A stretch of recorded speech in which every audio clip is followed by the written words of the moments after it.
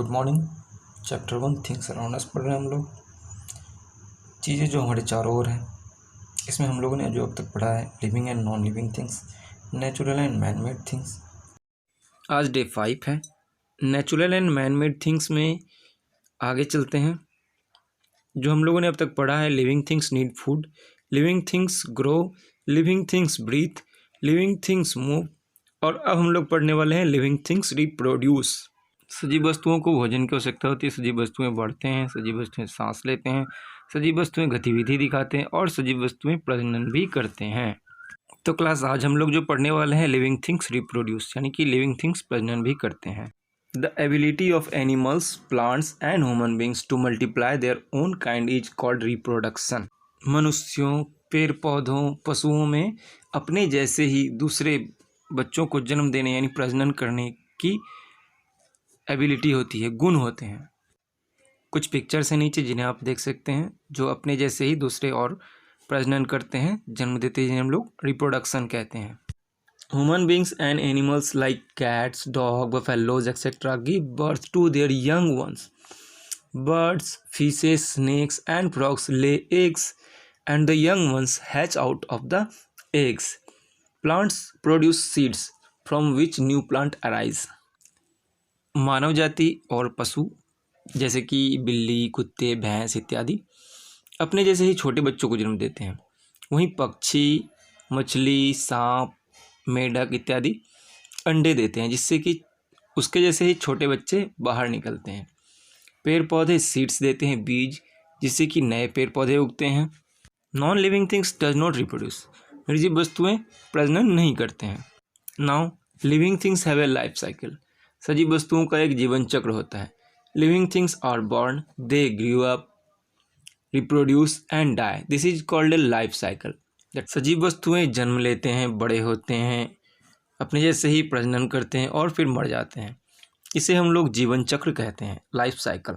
The time during which a living things remains alive is called its life span. ये जो समय होता है जन्म से लेके बूढ़े होने तक, इसे हम लोग लाइफ स्पैन कहते हैं, जीवन अवधि। Now difference between living things and non living things. सजीव और निर्जीव वस्तुओं में अंतर। Living things and non living things. Living things grow, सजीव वस्तुएं बड़े होते हैं। Non living things do not grow, निर्जीव वस्तुएं बड़े नहीं होते हैं। Living things need food and water to live.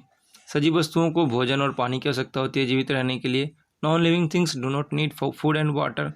निर्जीव वस्तुओं को पानी और भोजन की आवश्यकता नहीं होती है। Living things breathe, non living things do not breathe. सजीव वस्तुएं सांस लेते हैं, निर्जीव वस्तुएं सांस नहीं लेते हैं। Living things show movement, non living things do not move on their own. सजीव वस्तुएं अपनी गतिविधि दिखाते हैं, वो यहाँ से वहाँ चले जाते हैं, और निर्जीव वस्तुएं खुद नहीं हिलते डुलते हैं।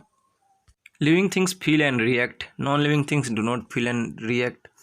सजीव वस्तुएं महसूस करते हैं, वो प्रतिक्रिया देते हैं, और निर्जीव वस्तुओं में महसूस नहीं होता है, वो प्रतिक्रिया भी नहीं देते। Living things reproduce their own kind, non living things do not reproduce. सजीव वस्तुएं अपने जैसे ही छोटे बच्चों को जन्म देते हैं, जबकि निर्जीव वस्तुएं प्रजनन नहीं करते हैं।